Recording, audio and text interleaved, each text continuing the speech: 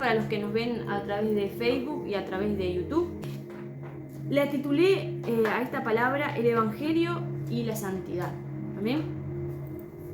¿Qué tiene que ver el Evangelio? Yo primero le había puesto el Evangelio de la santidad, porque quiero hablar sobre el Evangelio que va muy de la mano con la santidad. ¿Amén? Y hoy, desgraciadamente, el enfoque de lo que es el enfoque cristiano o el enfoque mesiánico o de raíces hebreas o católico, llámenlo como lo llamen, se ve un poco desviado, se perdió la esencia realmente de lo que es el Evangelio y de lo que es la santidad. ¿Amén? Entonces, ¿cuál sería el enfoque principal del Evangelio? ¿Cuál es el enfoque principal, del Evangelio? La santidad, ¿no? Entonces, como dije al principio, hoy el cristianismo, o la parte mesiánica, vamos a decir, ha perdido ese enfoque que es el Evangelio, el verdadero Evangelio. Han perdido el enfoque de la santidad. Amén. Hoy, lamentablemente, cuando se predica o se hace campañas evangelísticas, o el Evangelio, se habla de prosperidad, se habla de salud, de bendiciones, de beneficios. Hoy parece que el acercarse a Jesús, el acercarse a Yeshua, es simplemente por los beneficios que hay en Él y no por amor a Él. Amén. Sí, está bien que todo ser humano queremos estar bien de salud, queremos ser prósperos, queremos ser bendecidos, pero hoy se trata de eso, si estás pasando una enfermedad, vení, acercate a los pies de Jesús. Si tenés problemas matrimoniales, vení, acercate a Jesús, a los pies de Jesús. Pero en estas campañas evangelísticas, que sé que son cortas, vamos a decir, no van a estar dándote cátedra o doctrina, pero la mayoría de cuando van a una iglesia y hacen un discipulado, la gente está yendo más por los panes y por los peces, vamos a decir. ¿Se acuerdan que cuando murió Yeshua, quién estaba a los pies de él cuando estaba en la cruz? Estaba María y los otros. Y había dos discípulos. Sí. ¿Y se acuerdan ustedes cuando hubo la multiplicación de los panes y los peces? ¿Cuántas personas habían? 5.000 personas. ¿Dónde estaban esas 5.000 personas? Y muchas veces, hoy en día, ¿qué sucede? La gente va a Jesús porque tiene necesidad. ¿De qué? De la parte económica, porque están enfermos. Y sí, y dice que Jesús iba por las aldeas y sanaba a los enfermos y predicaba el Evangelio. Sanaba a los enfermos y predicaba el Evangelio. Y mucha gente va a los pies de Yeshua, a los pies de Jesús, simplemente porque por las bendiciones, estoy mal, estoy necesitado, quiero ser bendecido, quiero ser prosperado. Y mucha gente, hoy vemos grandes iglesias que se le llaman iglesia de la prosperidad, y entregan, si usted quiere ser bendecido, entregue la llave de su casa, entregue la llave de su auto, haga un pacto con el Señor. Porque la gente lo único que quiere es la bendición económica. Si usted quiere ser sanado, venga y no sé, venda tal cosa y usted va a ser bendecido el doble, porque si usted no da, usted no va a ser bendecido. Entonces la gente está acostumbrado a ir a los pies de Jesús, de Yeshua, simplemente por las bendiciones que Dios puede. Dios quiere que seamos bendecidos, que seamos prósperos, que estemos bien de salud. Pero hay algo más que eso. El Evangelio no es eso. Entonces hoy vamos a hablar de 3 cosas. ¿Qué es el Evangelio? ¿Qué es la santidad? ¿Y cómo o cuándo somos considerados santos? Porque yo sé que muchos dicen, no, acá no hay nadie santo. Pero la palabra dice que hay personas santas. Y santa no quiere decir que no cometamos errores.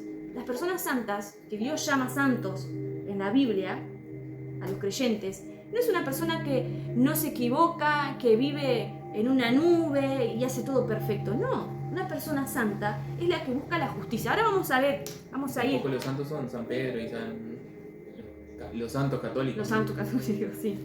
Entonces vamos a ir con el número 1. ¿Qué es el Evangelio? Evangelio significa buena nueva o buenas noticias. Y vamos a ir a la palabra de Dios. En Hechos capítulo 1, versículo 13, nos dice así: en él también vosotros, habiendo oído la palabra de verdad, el evangelio de vuestra salvación, y habiendo creído en él, fuiste sellados con el Espíritu Santo de la promesa. ¿Qué dice acá? En el evangelio de la salvación. Amén. ¿Qué es el evangelio? Las buenas nuevas. ¿Qué es el evangelio? Las buenas de salvación. Que vino Yeshua, como dice en Juan 3:16, que Dios amó al mundo y entregó a su Hijo. ¿Para qué? Para que todo aquel que en él crea no se pierda, mas tenga vida eterna. Que no vino a condenar al mundo, sino a salvar el mundo. Y aquellos que no creen en él ya han sido condenados. Amén. Entonces, ¿qué es el evangelio? La salvación, la buena nueva de que en Yeshua, que cuando creemos en él, tenemos fe en él, nos arrepentimos, nuestra manera de pensar, nuestra manera de caminar, porque muchas personas a veces dicen, no, eso ya me lo sé de memoria, eso ya sé que Jesús murió, resucitó por mí, pero cada día nosotros tenemos que arrepentirnos de cosas, porque cada día vivimos un día y en el día podemos cometer muchísimas cosas de las cuales tenemos que arrepentirnos. Tuve un mal pensamiento, le hablé mal a mi esposo, o tuve una mala reacción. Y muchas veces, a veces las personas que van por años dentro de la iglesia, no, ya predicarme sobre el arrepentimiento ya lo sé. No, muchas veces hay que volver a repetir lo mismo, porque en el día cometemos muchas cosas. Y no tenemos que dejar al otro día y seguir, es como seguir acumulando, barrer durante el día y dejarlo amontonado en un lugarcito. Y eso, a la larga, donde amontonamos esa basura, la casa va a estar llena. Y si nosotros cada día no vamos en la oración, la limpiamos, nos arrepentimos, no de las cosas pasadas que Dios ya nos perdonó. Una vez que nosotros nos arrepentimos, no cometemos más las cosas que hemos hecho. Hay gente que estaba atrapada en las drogas, en la pornografía, en un montón de cosas, en el robo, en la mentira, ya no la comete más. Dios, cuando una vez que nosotros nos arrepentimos y nos volvemos a Él, Dios la borra, no trae memoria de lo que hemos hecho. Pero ¿qué pasa? Durante el día, cada día, podemos cometer cosas, errores. ¿Ven? Entonces eso nos recuerda a nosotros también que tenemos que arrepentirnos cada día de las cosas que podamos haber hecho mal. Decirle, Señor, muéstrame, ¿qué es lo que estoy haciendo mal? Y a veces no necesitamos ni preguntarle, que nosotros sabemos. Apoyamos la cabeza sobre nuestra almohada y sabemos qué fue lo que hicimos mal. Amén. Entonces, la pregunta que me hacía hoy es, bueno, en el Nuevo Testamento busqué, ¿no? Evangelio. En la concordancia tengo una aplicación que es la concordancia y pones la palabra evangelio y me salieron un montón de pasajes bíblicos donde aparece la palabra evangelio.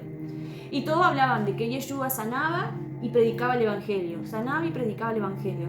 Ahora, el evangelio ¿solo comenzó cuando Yeshua vino a esta tierra? ¿O en el Antiguo Testamento, vamos a decir, mal llamado entre comillas, existía antes el evangelio? Claro que sí.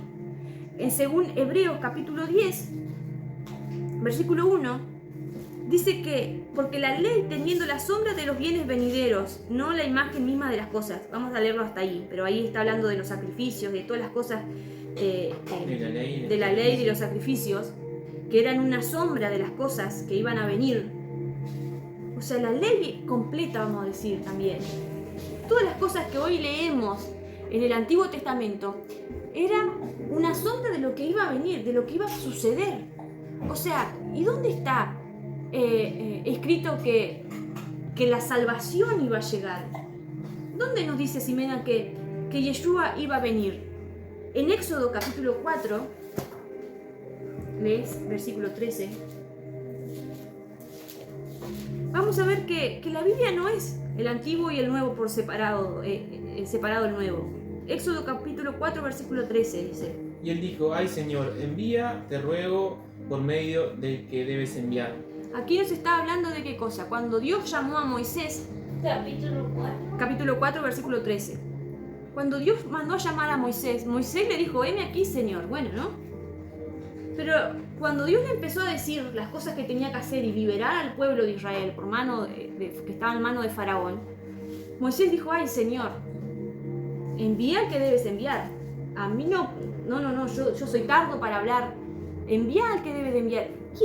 ¿quién era esa persona o ese ser que Dios tenía que enviar para librar al pueblo de Israel? Recordemos que no solo el Antiguo Testamento o la Torá, vamos a decir, era una historia nada más, sino que sucedió realmente y también era lo que iba a suceder en un futuro. Grandes misterios hay en la Torá, grandes misterios para el futuro hay en la Torá. Entonces, ¿de quién estaba hablando Moisés? Ay, Señor, envía al que debes enviar. ¿A quién debía enviar Dios para salvar a su pueblo? También tenemos la historia, como dije, siempre es una sombra profética, siempre es un reflejo de lo que iba a venir. Tenemos la historia de Abraham e Isaac. Cuando Dios le dijo a Abraham, sacrifícame a tu único hijo. Fíjense en esa frase que dice así, envía a tu único hijo. Imagínense el peso, la responsabilidad y lo querer dar todo, lo único que tenía Abraham. ¿Y de quién estaba hablando ahí? ¿Quién envió Dios? ¿A su único? ¿Quién? Hijo. ¿Qué hizo Abraham? Entregó a su único hijo.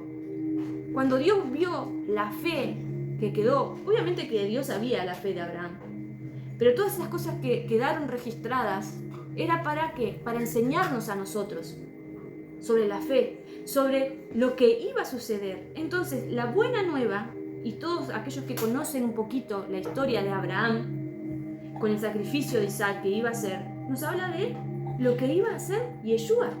Eso se estaba refiriendo Moisés. Envía al que debes enviar, Señor. Incluso si vamos un poquito más atrás, con Adán y Eva, que dice que la mujer pisará la cabeza de la serpiente. Lo digo así, parafraseando, no sé si dice exactamente así. Pero ¿a qué se estaba refiriendo ahí? Que iba a venir alguien, que iba a pisotear la cabeza de quién? De Satanás, del diablo, que lo iba a vencer. Y nos iba a librar de la esclavitud del pecado. Amén. Entonces, estamos hablando de que existía el Evangelio, las buenas nuevas de salvación en el Antiguo Testamento. Claro que sí. Desde el principio podemos ver que la buena nueva de salvación existía, de que alguien iba a venir a salvarnos a nosotros, a librarnos de lo que por herencia nosotros teníamos, que era la destrucción, que era la muerte, la separación de Dios con nosotros. Amén. Entonces, vamos a la segunda parte. ¿Qué es entonces la santidad? Si dijimos que el Evangelio es la buena nueva de salvación, ¿qué es la santidad? ¿Qué tiene que ver el Evangelio con la santidad? Y muchos se quedan, como dije al principio, con el Evangelio de vení que Jesús te sana y te salva y te bendice y te prospera. Pero si nos quedamos con solo eso, con solo creer en Jesús y nada más, nos está faltando la santidad. ¿Qué es la santidad? En hebreo, la palabra santo es la palabra kadosh, que significa dedicado, pero que a la vez la palabra santo, kadosh, tiene una raíz que es la palabra kadash, que significa apartado. Entonces podemos decir que santo es apartado, dedicado. ¿Para qué? Muchas veces cuando vamos a casa de nuestras abuelas, íbamos, ¿no? O a la casa de alguien mayor, siempre tenían un apartado. No, esto es sagrado, ¿no?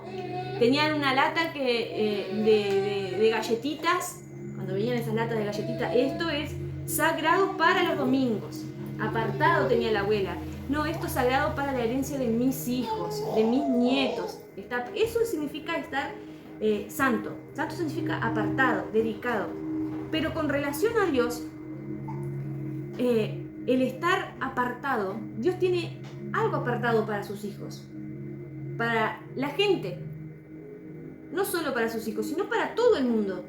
Tiene algo apartado, pero va a estar en nosotros si lo queremos aceptar o no.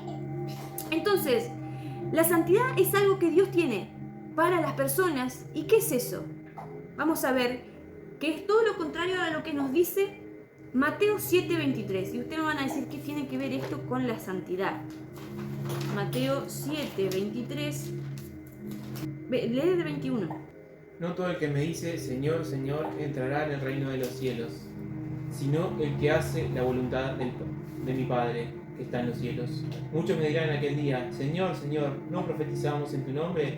¿Y en tu nombre no echamos fuera demonios? ¿Y en tu nombre hicimos muchos milagros? Entonces les declararé: nunca os conocí, apartaos de mí, hacedores de maldad. Y aquí vemos, dice, no profetizamos en tu nombre, echamos fuera demonios, y en tu nombre hicimos milagros. Y hoy podemos ver mucha gente que ha hecho milagros, ha sacado fuera demonios en el nombre de Dios, ha sanado personas. El otro día estaba hablando con una compañera y me decía, de un pastor conocido que hemos estado, decía, no, pero mirá, yo con él no tengo nada que decir porque él, sabía los milagros que hacía. Sin embargo, estaba haciendo cosas que Dios sacó a la luz. Cosas que ni se tienen que nombrar con la familia y con las personas que estaban yendo.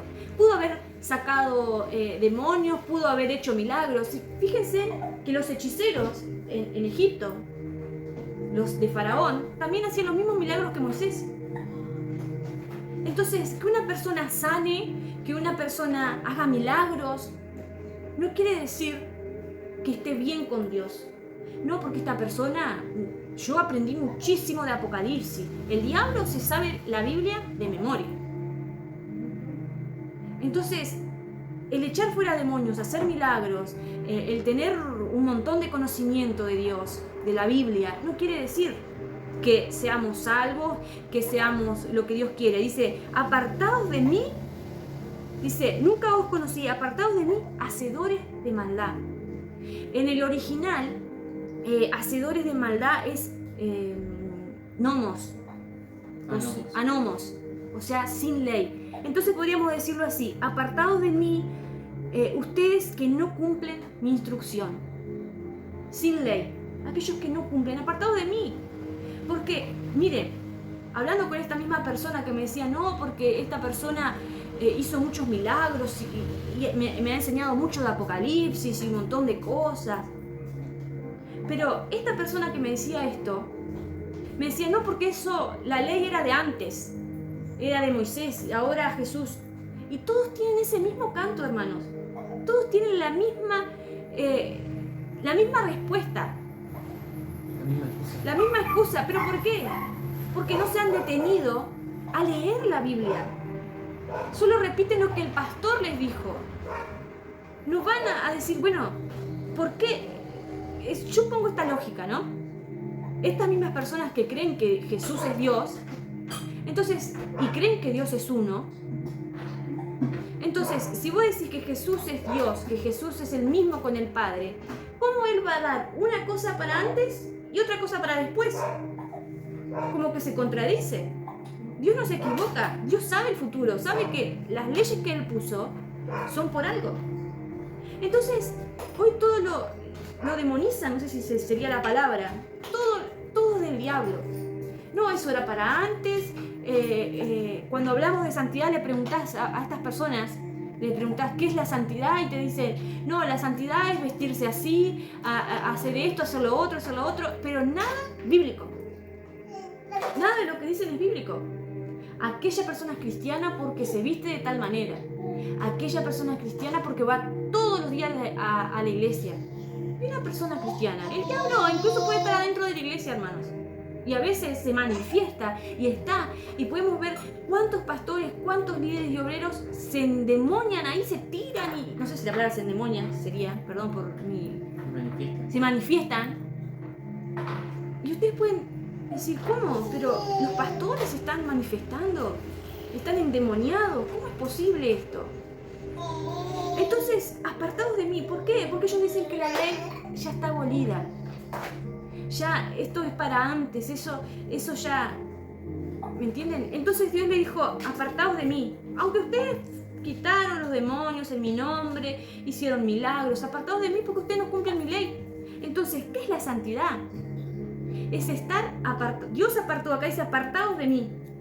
Es como de un montoncito, Dios dijo, esto es apartado para mí. Y apartados de mí ustedes, los que no cumplen mi ley. Esto es lo que Dios nos está diciendo. Dios separa las aguas, separa las ovejas de los cabritos. Entonces, ¿qué es la santidad? Todo lo contrario a aquellas personas que no guardan la ley. Una persona santa quiere hacer la voluntad de Dios, quiere guardar los mandamientos. No solo tiene la fe en Jesús, en Yeshua, sino que también guarda ¿qué? Los mandamientos. Y ahora vamos a ver qué nos dice en Éxodo 19, ya en la porción misma de hoy. Éxodo 19, versículo 5 al 6. Ahora pues, si diereis oídos a mi voz y guardareis mi pacto, vosotros seréis mi especial tesoro sobre todos los pueblos, porque mía es toda la tierra, y vosotros me seréis un reino de sacerdotes y gente santa.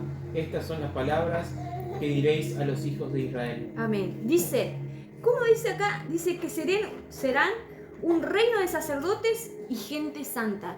¿Cuándo seremos un reino de sacerdotes y gente santa, gente apartada, gente dedicada para Dios? Dice, si dieres oído a mi voz y guardares mi pacto, no solo oír, sino guardar su pacto, vosotros seréis mi especial tesoro sobre todos los pueblos, porque mía es toda la tierra. O sea, toda la tierra es de Dios, pero Él va a apartar a su gente santa de la gente del mundo. Amén. Entonces, ¿cuándo vamos a ser santos? Cuando guardemos sus mandamientos. ¿Cuándo vamos a ser sacerdotes?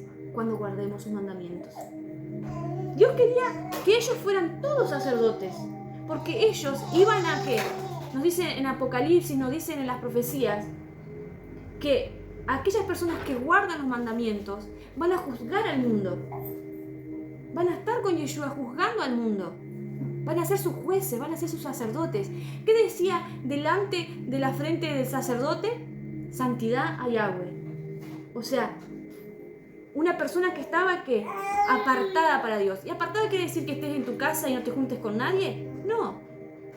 Apartado quiere decir que guardemos y oigamos sus mandamientos, que lo pongamos por práctica. Eso es la santidad.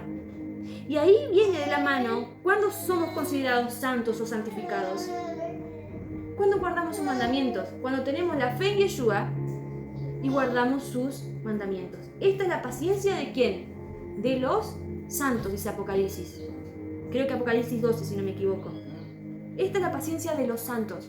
No es la paciencia de los gentiles, dice. No es la paciencia de tierra fulana, lo que sea, nación fulana. La paciencia de los santos, aquellos que se han apartado. Esta es la paciencia de los santos, los que guardan la fe en Jesús y guardan los mandamientos. Entonces, hermanos, el guardar los mandamientos o ser considerados santos no es que ahora no vamos a cometer errores. Ah, no, porque el que incumple o falla en un punto de la ley se hace culpable de todo. Hermanos, estamos aprendiendo. Yeshua, acá en el capítulo 19, que también es una sombra de lo que iba a pasar lo que estamos esperando nosotros, la venida de Yeshua, dice acá, cuando el pueblo estaba a los pies del monte, Dios le dijo, capítulo 19, versículo 10 y 11. Yahweh dijo a Moisés, ve al pueblo y santifícalos hoy y mañana, y laven sus vestidos, y estén preparados para el día tercero, porque al tercer día porque al tercer día Yahweh descenderá a ojos de todo el pueblo sobre el monte Sinaí. ¿Qué le dijo a Moisés? Que el pueblo se santifique hoy y mañana, porque al tercer día Yahweh descenderá a todo ojo. La palabra dice que todo ojo le verá. ¿Qué nos está enseñando? Sí. ¿Qué tiene que ver que laven sus vestidos? ¿Qué tiene que ver que laven su vestido? ¿Hay que lavar la ropa para ser santo? No. Bien, vos habías predicado una vez qué representaban las ropas. ¿Puedes explicarlo? Sí, dice en Apocalipsis, no recuerdo el capítulo, que dice que la novia, la esposa de Yeshua, está vestida con ropas de lino fino, limpio y resplandeciente. Amén. O sea que la ropa es una representación de la vida, que tiene que estar sin manchas, y las manchas son las cosas que podamos errar, los pecados, los incumplimientos a la ley de Dios. Entonces, por eso dice que tenían que lavar sus vestidos. Indirectamente le estaba diciendo que tenían que santificarse, que purificarse. Amén. Y otra cosa que hemos hablado es sobre que la ropa también representa la religión, de lo que nosotros nos ponemos. Muchas veces, entre comillas, la religión que hemos creído por años nos dice no hay que guardar la ley, no hay que guardar el Shabbat, no hay que guardar la alimentación que Dios nos ha dejado. Y hay que ver si esa ropa va con lo que Dios le ha enseñado al pueblo de Dios. Entonces acá le dice, porque estén preparados, santifícalos, o sea, apártense, ¿no? Porque al tercer día, dice, todo ojo le iba a ver. Entonces, Dios aquí dice en el versículo 12, y señalarás el término al pueblo de alrededor diciendo, guardaos, no subáis al monte ni toquéis sus límites, cualquiera que lo toque el monte de seguro morirá. Muchas veces en el antiguo, vamos a llamar entre comillas, hasta ese momento, el pueblo tenía un límite, pero que no podía el pueblo estar sucios, en pecado o como quiera llamarlo, no podía estar en la presencia mismo de Dios, porque Dios quería que el pueblo después subiera, que el pueblo estuviera en la presencia misma. Pero Dios les dijo, prepárense, límpiense, porque yo voy a descender del monte y todo ojo le va a ver. Entonces, hoy en día tenemos la gracia, nos dice Hebreos 10,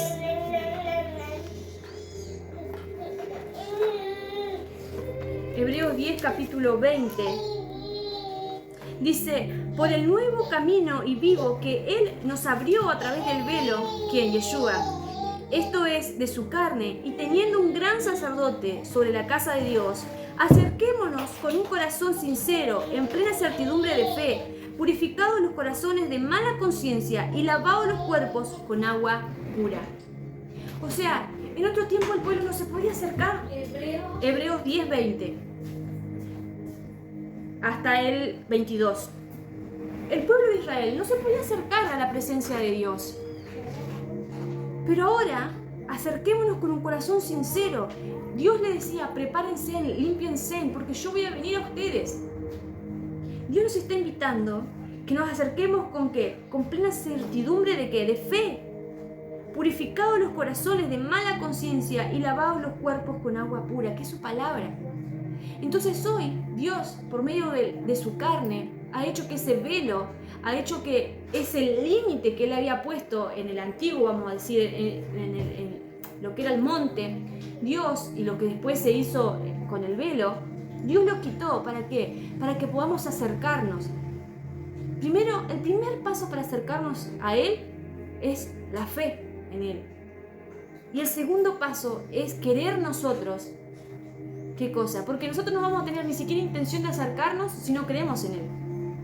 Entonces el primer paso para acercarnos, que muchos podrían estar viendo por casualidad o causalidad este video, que no sea creyente y diga o haya sido creyente y haya cometido pecado y no quiere acercarse a Dios porque no, soy un pecador y Dios no me va a aceptar.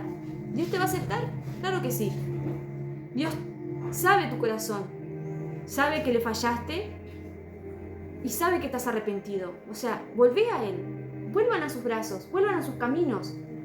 El primer paso para acercarnos es el arrepentimiento, pero Dios quiere, ¿qué cosa? Que nos santifiquemos. ¿Cómo era la manera de santificarnos? Guardando sus mandamientos. ¿Cómo somos considerados santos? Cuando guardamos su mandamiento, cuando hacemos justicia. Y justicia no es la venganza, justicia es guardar su mandamiento. Es hacer lo justo ante los ojos de Dios. Entonces, hermanos, ¿qué nos enseña todo esto lo que estamos hablando? Que la buena noticia es la salvación que Dios hizo por medio de Yeshua. Pero la buena noticia que yo tengo también es la santidad. Que Dios quiere que seamos santos.